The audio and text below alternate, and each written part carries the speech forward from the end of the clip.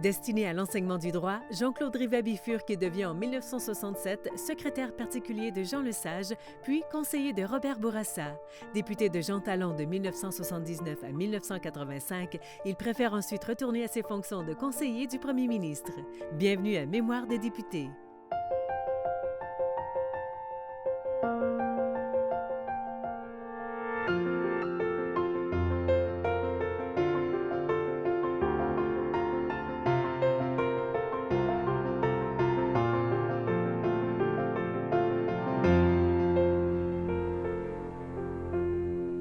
Bonjour, M. Rivet. Bonjour. Bienvenue en Mémoire des députés. Suite au rejet de l'accord de Lac-Meach, M. Bourassa, dans un discours à l'Assemblée nationale, a fait sa déclaration que le Québec est et sera toujours une société distincte, libre et capable d'assumer son destin et son avenir. Ça ouvre la question que tout le monde veut poser sur les idées profondes de Robert Bourassa vis-à-vis la place du Québec au Canada. Où est-ce qu'il se situait, M. Bourassa, d'après vous? Là? Toute sa vie, je pense qu'il a, enfin, je suis convaincu qu'il a été... son engagement, c'était que le Québec reste dans l'espace politique canadien. Il trouvait qu'il y avait plus d'avantages à ce que le Québec se développe selon sa personnalité. Il a toujours considéré l'appartenance du Québec au reste du Canada comme étant un plus, quelles que soient les difficultés, les vicissitudes du régime fédéral que le Québec. L'espace économique, quand même beaucoup de choses avec le Canada, les valeurs, la réputation internationale du Canada, finalement, ça va être le Québec. Et ça, il n'a jamais, en aucune manière, failli à ça. De sa période-là, de son vivant, autant en politique active que par la suite, a toujours été cru que de son temps, c'était ça qui était le choix, le meilleur choix pour le Québec. Il respectait beaucoup, il comprenait la démarche, bien sûr, des autres, mais pour lui, c'était ça. Pour le développement du Québec. C'est un fédéraliste qui est orienté vers le Québec. C'est un fédéraliste très québécois dans sa personnalité, dans sa culture politique. C'est pas un fédéraliste canadien, là, malgré tout le respect qu'on peut avoir. C'est un fédéraliste très québécois, retourné, ce qui exaspérait d'ailleurs profondément M. Trudeau. C'était ça, Robert Bourassa. C'est pour ça que dans ce sens-là, il y a une certaine... On pose la question comme vous venez de la poser. Mais son option pour le fédéralisme est indiscutable et a toujours été ça. Le Canada anglais doit comprendre d'une façon très claire que quoi qu'on dise et quoi qu'on fasse, le Québec est aujourd'hui et pour toujours une société distincte, libre et capable d'assumer son destin et son développement. Merci. Et même après l'échec du Lac-Meach, je comprends qu'on ne peut pas se séparer parce qu'on n'a pas mis, parce que tous les arguments qu'il avait développés pendant 25-30 ans, enfin, à l'encontre de l'idée ou du projet souverainiste, il était là encore. Il est encore aussi pertinent qu'avant. On ne peut pas faire abstraction de ça parce qu'on avait perdu un accord qui était quand même limité et qui ne concernait justement pas ces questions-là. Alors, le problème de M. Bourassa est ça. Sauf que il considérait, bien sûr, que le Québec pouvait choisir une autre voie. Si vraiment il décidait, il voulait protéger ça. Il y avait deux réflexions d'avenir, là, qui étaient encore une fois qui ne s'est pas posées, deux éléments importants, qui étaient le poids démographique du Québec à l'intérieur du Canada. Comme il disait, dans 25 ans, là, quand il sera à la fin de sa carrière politique, parce qu'il pensait qu'il était pour être là éternellement, il disait, là, si le Québec devient en bas de 20 comment on va être accepté? Comment on va pouvoir prendre notre place à l'intérieur du Canada sur le plan politique, dans les partis politiques des institutions? Tu sais, c'est déjà des petits signes là, qui sont... C'est quand vous voyez un candidat qui dit « pas besoin de parler français pour être le chef d'un grand parti national ». Ça a l'air de rien, mais c'est pas important pour l'instant, mais c'est ça. Et la deuxième affaire, c'est, et là, ça s'adresse à la société québécoise, il y avait deux affaires. Est-ce que le Québec, parce que le pluralisme culturel va arriver, enfin, les nouveaux arrivants, c'est un phénomène universel que le Québec ne peut pas contrer par une loi, là, même malgré certaines tendances qu'on peut voir dans certaines portions de la population. C'est inéluctable. Et c'est le lot d'à peu près toutes les sociétés modernes, et en particulier du monde occidental. Il va y avoir une mixité. Est-ce que le Québec, qui va vivre ça, à l'intérieur du Canada, va avoir tous les moyens à sa disposition pour faire en sorte que cette nouvelle mixité-là soit intégrée, fasse partie d'une identité québécoise qui ne soit pas celle des années 50 ni celle des années 60, mais qui soit profondément et authentiquement québécoise. Et ça, il réfléchissait à ça. Mais ça ne s'est pas posé en de son temps. Donc, il n'y a pas eu à faire de choix et on commence à être dans ce bateau-là. Là. Alors, son discours du 23 juin de cette année n'était pas une contradiction à... Pas du tout. D'autant plus que c'était, au fond, l'affirmation du principe de l'autodétermination du Québec, qui avait été voté à plusieurs reprises par l'Assemblée nationale, avec l'appui du Parti libéral du Québec, sur M. Ryan, sur M. Bourassa, je ne sais pas le nombre de résolutions là, qui a été adopté dans ce sens-là. Et ça, mais il voulait le réaffirmer, mais profiter, bien sûr, de l'occasion pour le réaffirmer avec force. Et ce en quoi il ne croyait pas fondément, d'ailleurs. C'était ça. Après le référendum de Charlottetown, vous avez accepté une nomination au Sénat. Que vouliez-vous faire au Sénat canadien? Qu'est-ce qui vous motivait à vouloir y aller et accepter? Mon parcours, là, d'abord, M. Bourassa, bon, il y avait eu le problème de sa maladie, etc. Oui. J'ai toujours eu l'impression, d'ailleurs, que c'est M. Bourassa qui a demandé à M. Mulroney de me nommer là, parce qu'il sans doute qu'il prévoyait qu'il serait forcé de démissionner. Moi, ça m'a intéressé parce que d'abord, c'était changer complètement d'air, d'espace. Et puis, j'ai beaucoup appris, au fond, de la réalité canadienne. Comme je dis souvent, je pense que j'aurais rendu plus service à M. Bourassa et au gouvernement du Québec si j'avais commencé ma carrière à l'envers. Si j'avais été au Sénat, puis après à Québec, j'aurais mieux connu la réalité canadienne. Et deuxièmement, là où c'est devenu un peu dans la continuité, c'est qu'à mon insu, je suis devenu, surtout dans les premières années où j'ai été au Sénat, où j'étais quand même assez connu, alors je suis devenu le lobbyiste par excellence de peu près tous les intervenants de la société civile québécoise. Vous savez, Union des artistes, enfin les organismes, quand il y avait un problème avec Ottawa, bon, ils faisaient le circuit à fonction publique, les députés, et tout à coup, c'est vrai, Jean-Claude qui est rendu là, parce que j'avais travaillé énormément avec eux. Alors, les premières années, les années, pendant un certain nombre, j'ai fait beaucoup de représentations et de démarches pour les groupes socio-économiques, culturels, enfin les gens de tous ordres là, au niveau fédéral. Puis après ça, au Sénat aussi, j'ai fait une chose que j'aimais beaucoup, puis j'ai retrouvé un peu mon premier métier, parce que j'ai siégé au comité des affaires juridiques et constitutionnelles. Donc, et le Sénat, c'est une institution qui devrait être élue d'une façon ou de l'autre, qui est décriée, mais quand même, à ce comité-là, quand on regarde, c'est la réalité des choses. Il n'y a pas de spectacle politique. Et on réussit à faire des choses, sauf la période de M. Harper, qu'il n'y avait rien, qui n'acceptait rien sur rien. Là. Mais sous M. Chrétien, sous M.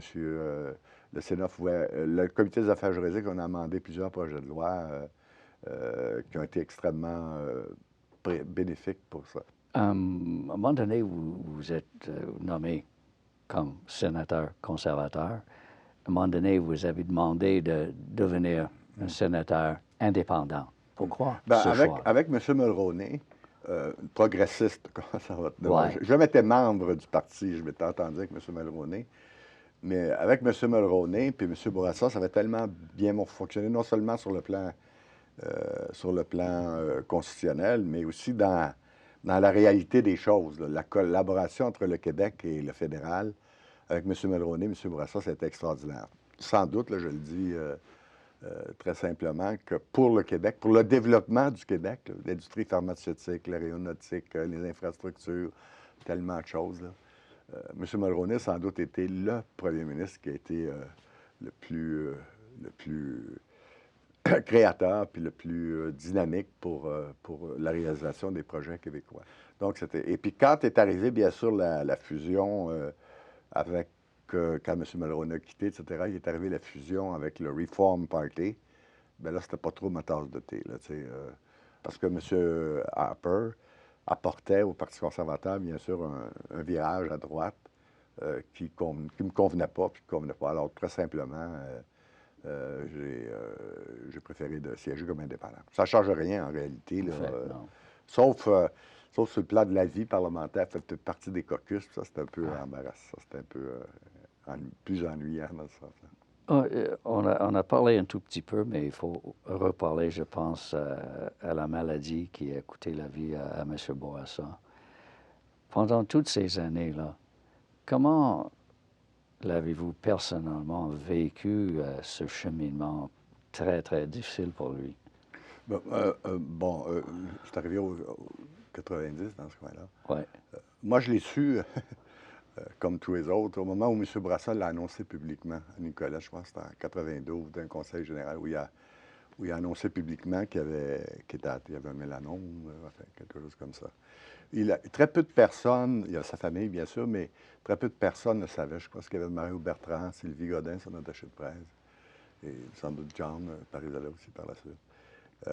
Alors, c'est là que je l'ai appris. Il l'a dit publiquement. Je savais qu'il y avait des problèmes. Il y avait quelque chose qui avait changé. Je ne sais pas si c'était le temps qui passait, mais j'avais perçu qu'il était plus distant, etc. Mais évidemment, je n'étais pas au courant. Je ne savais pas. Alors, quand il est arrivé ça, bien là, évidemment, ça a bousculé beaucoup l'agenda, etc. Il fallait suivre un peu l'évolution au fil des jours, les traitements expérimentaux, etc. Mais il en parlait très peu, en tout cas avec moi, il en parlait très, très peu, comme avec d'autres aussi, Ferdinand Lalonde, etc. Mario Bertrand, sans doute, Sylvie. Et son garde du corps aussi, qui était admirant, qui était bien au-delà de ses responsabilités, là, qui est Veilleux, Clément Veilleux, qui a assisté M. Bourassa tout le temps, jusqu'à la fin. Et alors, il en parlait peu. La seule chose, il est arrivé deux choses. On voyait qu'il était, évidemment, comme quelqu'un qui vit une situation comme ça, c'est pas différent de soyez premier ministre ou que soyez simple citoyen, c'est la même réalité. La seule chose, c'est que souvent, on arrivait avec nos petits drames du cabinet du premier ministre en « Ah, ça n'a pas de bon sens, tatati, voici, on expliquait ça. » Puis là, il nous écoutait, puis il disait « Moi, ben avec l'épée de Damoclès que j'ai sur la tête, là, c'est pas mon principale préoccupation. » Et l'épée de Damoclès, c'était ça, tu sais, ça relativisait un peu les choses. Une fois, à une occasion, moi, il m'en avait parlé, ça compliquait un peu, là, les traitements, etc. Et puis, il m'avait posé la question. Est-ce que tu penses que je dois rester comme premier ministre? Assez direct. Ça, c'est jamais, d'autant plus qu'il m'en parlait très peu. Et puis, je lui avais répondu, physiquement, c'est plus difficile, mais c'est ça. Il n'y a pas d'inconvénient majeur. Puis, intellectuellement, il avait encore tous ses moyens, toutes ses ressources. Il pouvait faire ça. Puis là, j'avais dit, si tu es chez vous assis sur la galerie, tu n'es plus premier ministre, à quoi tu penses? À ton problème et à ta maladie. Là, tu es ici. Tantôt, Gérard Delévesque va venir, va te parler d'une situation au ministère des Finances. Tu vas discuter avec lui pendant 1 heure et tu vas oublier ça. Alors, tant que tu peux le faire physiquement et intellectuellement, moi, j'avais conseillé. Puis, il n'avait pas réagi. Je ne sais pas si c'était oui ou non, là, mais il en parlait très peu. M. Bourassa était très réservé sur cette question-là. D'ailleurs, je pense que la seule fois où il aurait pu congédier quelqu'un, c'est que si dans l'entourage, on avait dit qu'il y avait la grippe à un moment donné. Ah oui, il avait une espèce de culte incroyable de son état de santé. Ça le stressait énormément. Qu'on dise qu'il soit malade devant des petites choses là, de la vie. Comme par exemple aussi, là où il avait été très malade, mais très fiévreux, c'est le débat en 1976 contre René Lévesque à la radio. Le débat, il faisait une fièvre épouvantable, là. Il y avait une grippe épouvantable. Puis là, on voit ce métier politique, ce fichu de métier politique-là.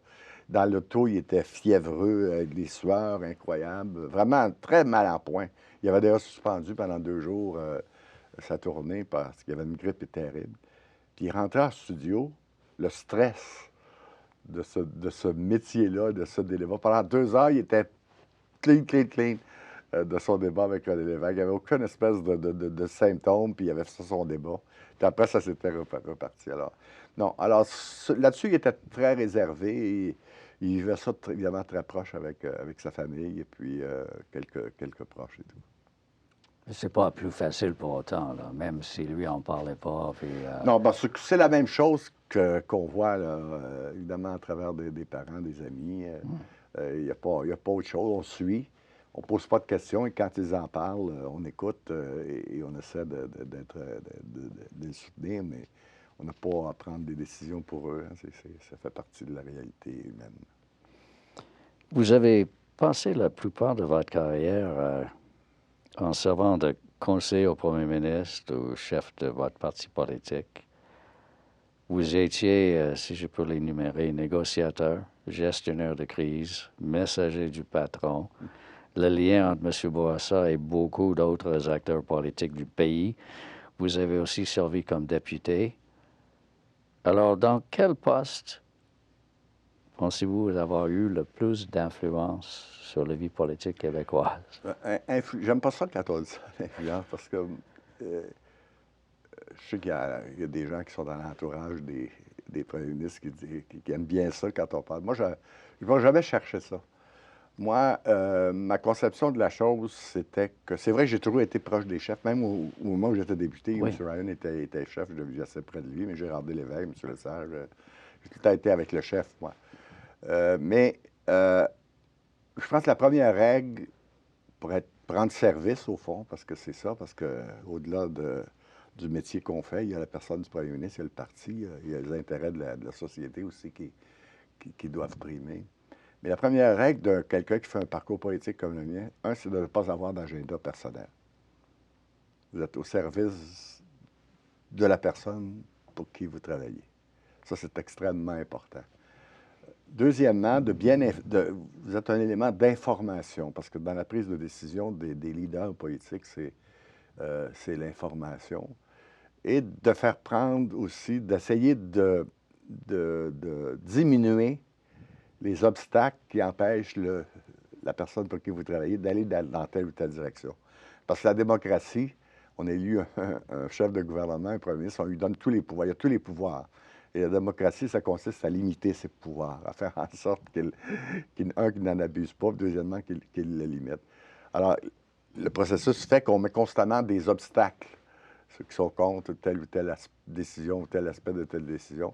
Alors, c'est de prendre... Alors, moi, ce qu'on faisait, comme d'autres aussi qui le font comme ça, c'est d'aller convaincre, d'aller parler avec les députés, d'aller parler avec les hauts fonctionnaires, d'aller parler avec les journalistes, avec tous ceux qui sont impliqués dans le processus de décision politique pour dire au patron, voici, tu as tel type de résistance qui s'en vient. Puis après ça, c'est à lui à gérer.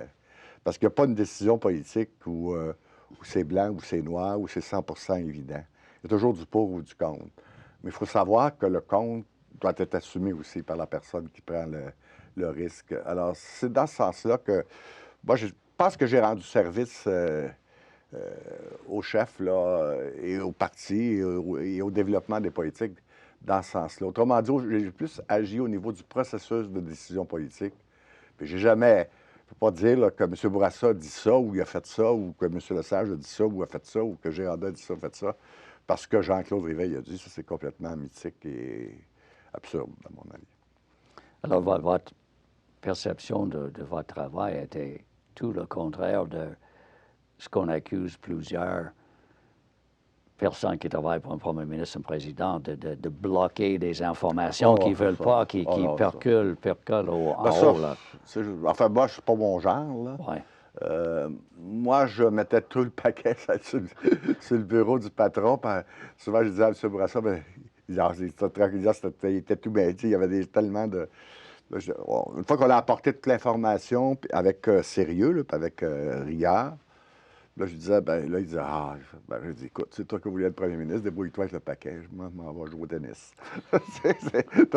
Dans le fond, c'était un métier un peu... comme je dis souvent, la blague, vous savez. Puis souvent, on entretient ça aussi, c'est...